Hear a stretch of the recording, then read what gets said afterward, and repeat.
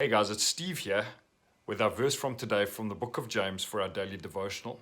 James 4:7 says this: "Submit yourselves then to God, resist the devil, and he will flee." What's really interesting about this passage in James is that it's repeated almost exactly in the book of Peter, the very next book, in 1 Peter chapter 5. Both James and Peter talk about humbling ourselves. Both of them say we should resist the devil, and both of them say we should submit ourselves to God. So, first of all, what it doesn't mean, and then what it does mean. What these verses don't mean is that we need to fight against the devil in our own strength. In fact, the key for this verse, what it does mean, is being humble and submitting ourselves to God. You see, the act of submission to God, the act of humility before Him, is an act of resistance to the devil. What he would love us to be is proud and arrogant. What he would love us to be is self-centered and self-seeking.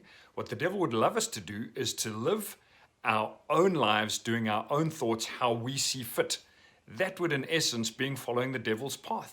So James and Peter tell us, guys, submit yourselves to God. To submit means to give up. When we were kids, we used to play in the back garden of our home, kind of a cowboys and robbers type of game. It was a cops and robbers and cowboys and Indians all mingled together. And basically the guys that had the guns were chasing those that didn't. And if you caught them, you told them to surrender.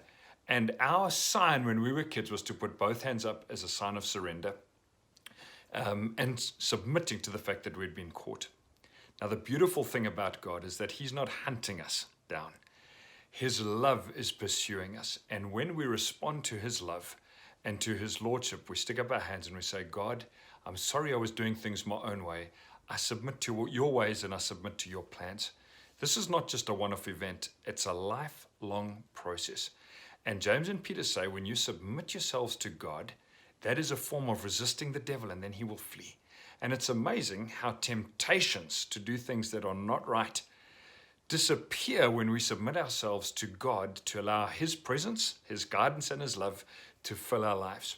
So submit yourselves then to God. That is an act of resisting the devil, and he will flee. In fact, in Peter it says, humble yourself under His mighty hand, and in due course He will lift you up. I trust that you have an amazing day submitting to God, resisting the devil so that he will flee. God bless.